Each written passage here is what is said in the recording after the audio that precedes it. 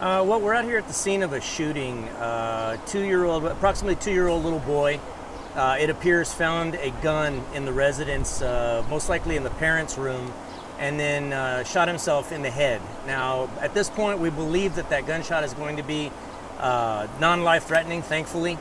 I did see a picture of the little boy's wound, and it's more than a graze. I mean, I can tell you that it's more than a graze. But at this point, we don't believe that it actually penetrated the little boy's skull. Thank God. He's alert. He's at the hospital right now. I believe they took him to University Hospital. At this point, we've just got several folks detained. It's too early in the investigation to tell if anybody's going to be going to jail. Now, obviously, the state law being as it is, in cases like this where there's serious bodily injury or death, which is not going to be the case in this case, there is a 7-day waiting period before any arrest can be made of a parent. But at any rate, right now, the only criminal offense that we can say definitively that we have at this point is tampering with the evidence.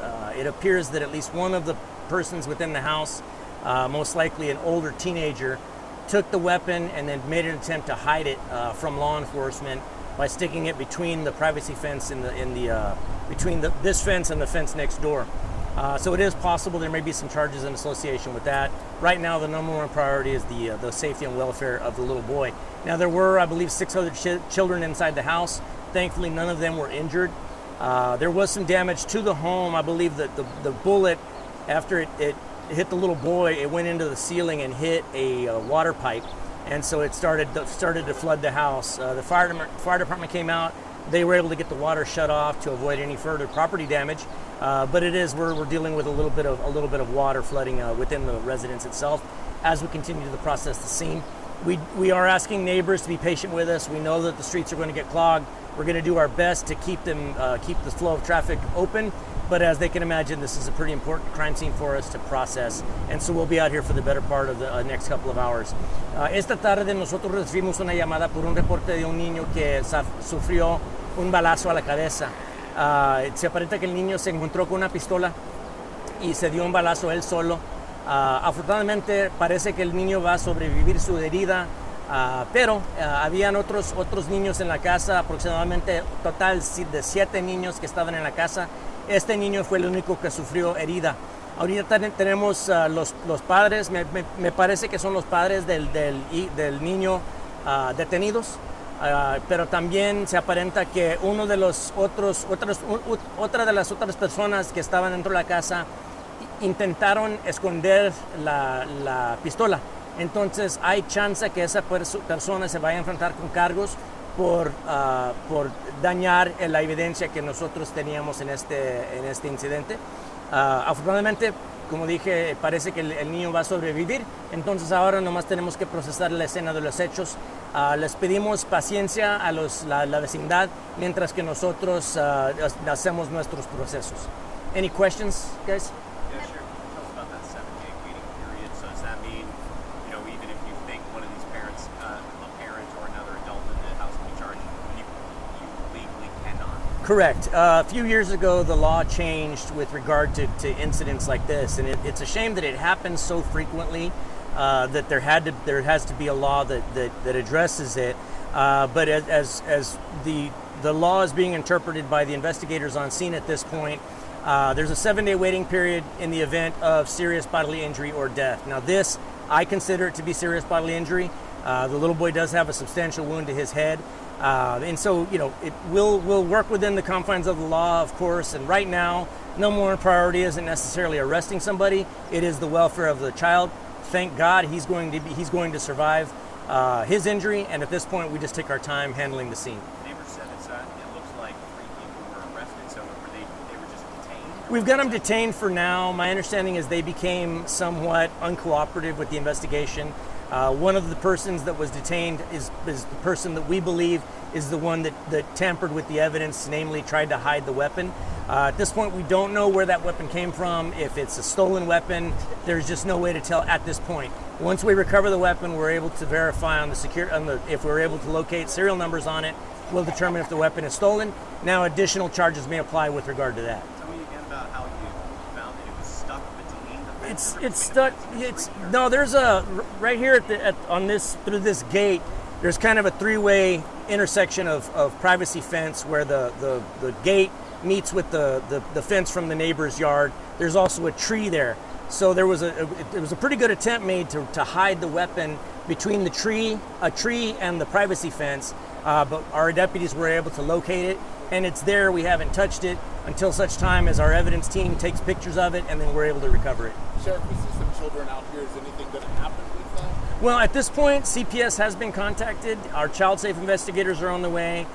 We don't anticipate that these kiddos are going to be going to the shelter or anything like that. Our preference is that they remain with family. If we can, get some folks over here that are responsible and can handle the children, obviously CPS will make those determinations. But at this point, I'm really not in favor of that. I'm more in favor of letting them stay with family. Advice to other parents or individuals that have a gun? I mean, look, responsible gun ownership is a 24-hour thing. It does us no good whatsoever to only know where that weapon is 23 hours and 45 minutes out of the day. You've got to know where that weapon is because obviously bad things can happen. In this instance, thankfully, this little boy is probably most likely going to survive his injury, but you can imagine the heartbreak that would have happened had that little boy lost his life as a result of this. And so, again, responsible gun ownership is a 24-hour endeavor. Where exactly did the boy find it? Was he searching for doors or was he just left out? That's what we're still trying to determine. I believe he was in the parents' bedroom, but I don't know if there was an effort made to hide that weapon or if it was on a nightstand or somewhere like that. At this point, it's too early to tell. But again, that will certainly factor into whether we decide to file any charges. And how many people were actually detained and who are they? At this point, we've got 3 people detained. One is a sibling of the little boy in his late teens, and then we've got the parents of the little boy detained as well. Okay, and they're so they could be. So it sounds like the teen is facing the tampering with evidence charge. Yes, sir. The older teen is facing the tampering with evidence charge. At this point, we believe the gun actually belonged to the parents. Okay, so the parents aren't facing charges at this time. At this time, it's highly likely. I mean, there's probably going to be several people that are facing charges, but we won't know. We'll know more as the day progresses. Do you believe that there's something else going on here? I mean, there was an effort made to hide the weapon. Well, it's possible. I mean, if there's nothing to be afraid of, nothing to worry about, why take the effort to tamper with the evidence and hide the weapon? And so, again, until we get in there, able to recover the weapon, we'll determine if there was something more about that weapon we need to know. Was it involved in another crime? Is it a stolen weapon? It's too early to tell at this point. Then did they call 911? And if so, were they cooperative when investigators? I believe somebody within the house called 911, but they were somewhat uncooperative with the handling deputies once the initial deputies arrived, which led to them being detained at this point. ¿Me puede decir la profundidad de la herida de nuevo? Sí, la herida está en la frente del niño y parece que no le pasó hasta el cráneo del niño, sino que nomás le pasó por encima, pero sí dejó una herida grande, poco grande. Entonces, afortunadamente el niño va a sobrevivir su herida, pero todavía es algo grave. ¿Dónde fue que encontraron el arma y dónde es que el niño? El arma parece que alguien intentó, yo pienso que fue el hermano grande del niño que sufrió la herida. El hermano grande de él intentó esconder esa pistola, entonces eso es posible que él se va a enfrentar con cargos por eso. ¿Sabemos dónde encontró el niño la pistola? Parece que en la recámara de sus padres de él, pero no se sabe si la pistola estaba escondida en alguna parte o nomás si estaba ahí donde la podía agarrar. Aunque la intentaron esconder, el niño se la encontró y se hirió él solo. Entonces ahora es posible que ellos se vayan a enfrentar con cargos ya después de esos 7 días que nos tenemos que esperar. El mensaje para los padres que tengan armas. Que mira, ahora yo estoy a favor de una familia tener armas para protegerse, pero también hay que ser responsable con esa arma. Si una persona deja esas armas tiradas donde un niño como de 2 años se las puede encontrar, eso es algo que no es responsable y se merecen los cargos que van a enfrentarse. Okay. ¿El menor, su hermano, va a enfrentarse a Es posible que el hermano va a enfrentarse con cargos a causa de esconder la evidencia. Nos dice que también la casa recibió daños.